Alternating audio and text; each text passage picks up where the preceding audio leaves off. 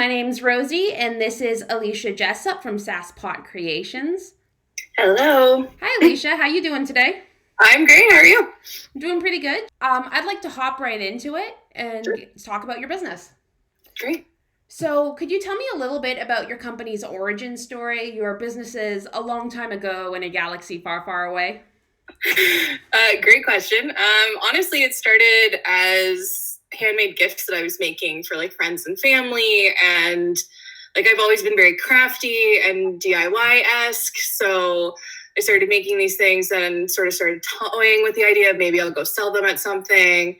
And friends were always like, "Why aren't you selling these? These are great." And so I just sort of decided I would try it, throw my name out there. What's the harm, right? I figured I'd give myself 1-2 years maybe and just see where it goes. And did it.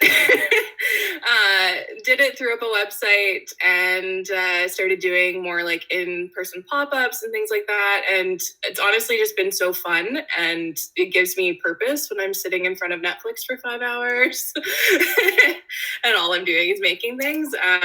Makes me feel a little bit better about my Netflix habits. Awesome. Yeah.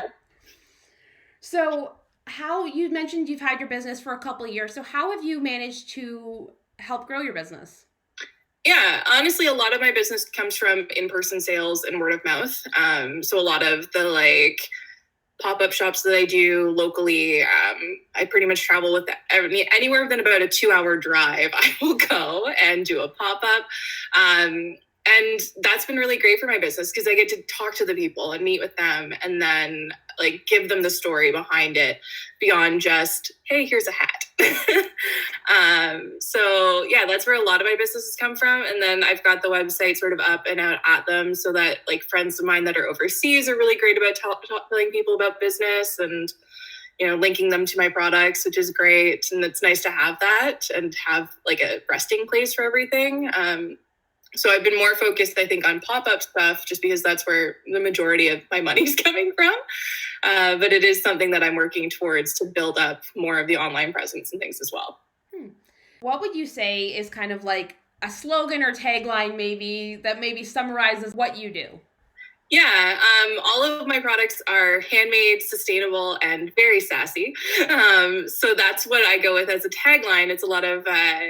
it's all handmade products. It's all stuff that I'm making myself, made from sustainable goods. So it's thrifted fabrics, it's sustainably sourced yarns, it's handmade pom-poms made of faux fur. Like all of the things that I've gone into putting into my products have been thought out. So being able to tell people like, no, this is a thrifted fabric. Like it's a fabric that would have gone to a landfill. We're saving the environment by using this fabric. Is really wonderful, and it's a really great thing for me to be able to build into the products because it's not something I ever thought of growing up. Like I would have just gone to buy from wherever, and now it's something that I actively source out and like look for when I'm out and about, thrifting with friends, and kind of seeing where I can find things that are of good quality but are still going to be, you know, eventually thrown out. And why throw them out when they could become something much, much cooler? What facts or figures would you say kind of prove your message, or do you have any examples you can share? Honestly, there's a lot of really great data out there about the fast fashion industry that talks about like how much waste we create as human beings. Any suggestions on like something we could watch or something we could read? Yeah, like I have a blog on the website about the like fast fashion industry and what drove me to choose that. And there's a few great links in there about like from YouTube and different videos that just walk through like exactly how much water is wasted by creating like a single pair of pants by a lot of these industries. So being able to be a part of that and like look at those stats, like we just had the climate marches and things like that. A lot of the stuff that they talk about is stuff that is relevant to the business that I'm trying to create, to take things that people would consider trash and turn them into treasures. Yeah, environment and climate change is definitely a hot button topic right now. So you're definitely falling in the right niche, I would say. Yeah, that's definitely the attempt. It's more so that it is something that I find really important, but it is kind of nice that that's something that's being talked about a lot more often now, now that that is where the focus of my business has gone. So you mentioned that you've been running Sasspot Creations for a few years now, 2 or 3 years, and you're obviously the founder and CEO and creator and designer and blogger.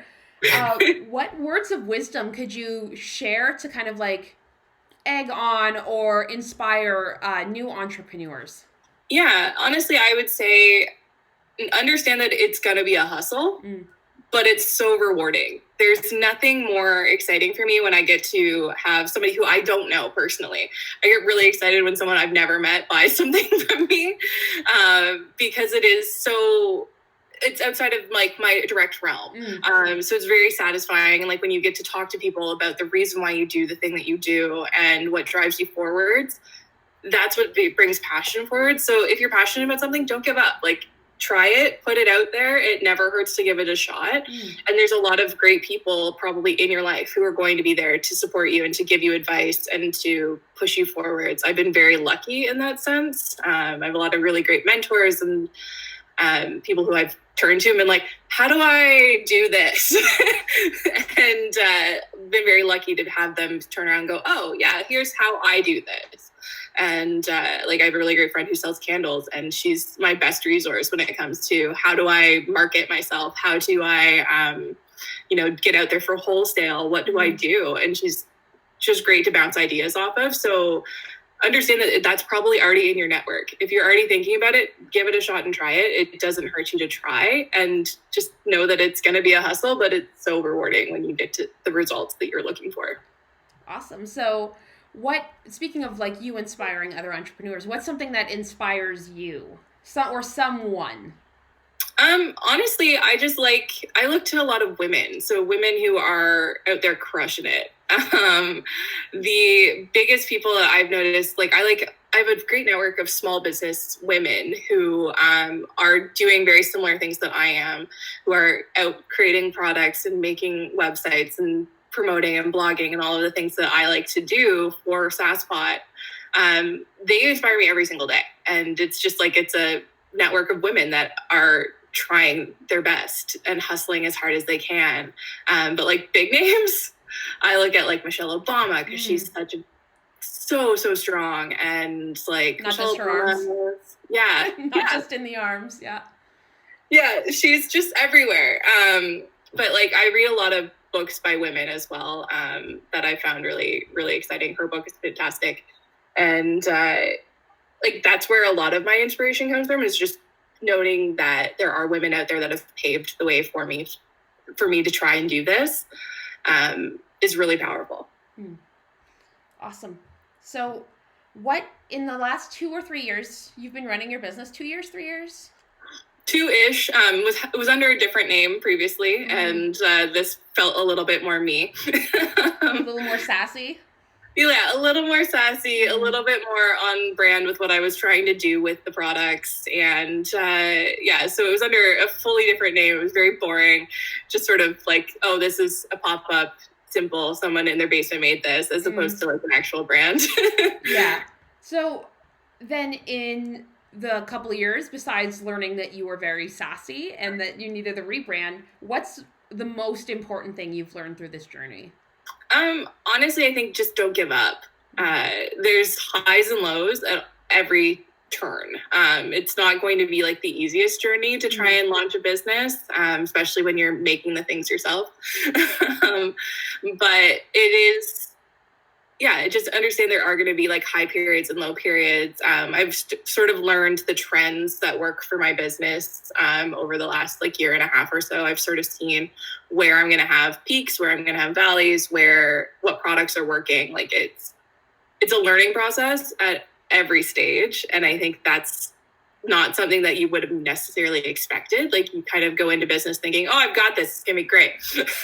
It's going to be great, but it's also going to be a trial. Like there's going to be things that you try that don't work. There's going to be things that you try that work amazingly. it's just about kind of putting the effort in and making the chance happen to get there. I think that's the biggest lesson I've learned. But like, I think the biggest like feedback I've gotten is just to understand what people are willing to pay. I do a lot of like research before I ever put a new product out on the line. I'll talk to friends who become my product testers. They're fantastic. I'll talk to family members, and like I look at other people in the market that I'm going, okay, well, what's different about my product and why can I charge this versus that? The fact that I use thrifted fabrics means that I can charge a little bit less than somebody who's paying like for a full bolt at full price. Which is nice. Like, and that's something that I pass on to my customer. It's not something that I'm just like, I'm just going to save all this money. That's interesting, actually, because a lot of people, when they use reclaimed materials, they actually use that as a kind of a reason to charge more. So that's actually interesting that you're passing those savings along to your customers. Yeah, honestly, I looked at what I was making and kind of went, okay, so I could charge this, but would I myself pay that? You know, and I fully admit to being a thrifty person when it comes to budget. And I think that's where a lot of like the where I want to price things comes from. And, you know, I'm more than willing to clear out something if I look at it and I go, it's not pricing what I want it to. Like, it's not selling the way I want it to. I don't know if it's the style or if it's the price. So I'll change the price and see if that changes something. Still keeping in mind like what I have to actually make back to make money. But I think a lot of the time, and I think people are changing their perspective a lot as we see more and more people go to farmers markets for their goods as opposed to like big box stores. The perspective is changing a bit more, I think, around what value is and how we value product. So I think that's a conversation that you have with the people that you're working with, and like make it an open conversation as opposed to this is it, I'm done. No. And that's, I think, the big box mandate. Whereas, you know, when you're doing it yourself and you're pushing for the sales yourself, you can kind of go, oh, well, you know what? Like, you are buying 3 of these, I will give you a discount because you're buying 3, sort of deal. There's a lot of great ways that we can kind of cut the corner a little bit that aren't going to affect my bottom line, but are still going to give the customer like the value that they're looking for. Awesome. So what's next for you and what's next for Sasspot?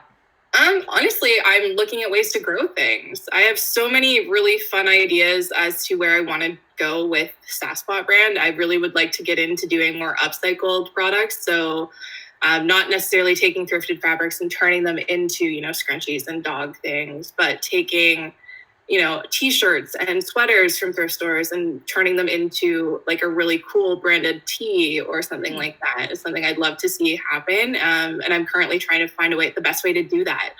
That's not going to, you know, change the sustainable mandate that I'm working with. Because a lot of the time we look at those and you can't really source a lot of like the screen printing products at the rate I want to do that with, without kind of sacrificing a little bit on the values that I've built the business on. So I'm looking for more Canadian suppliers. I'm looking for local suppliers as much as I can, because then I'm helping other small business too. And that's where a lot of my like mindset, I guess, around creating comes from. And that's what I'd love to see it do. I'd also love to see it go further international. I love my friends in the UK who are repping me left, right, and center, but I'd love to see it go even further than that. It would be great. That's awesome. Thank you so much for taking the time to chat with us today, Alicia. Everybody go check out Alicia's store for all of your scrunchy and winter hat and dog things needs. All right. Awesome. Thank you so much, Rose. All right. Have a good one. Cheers.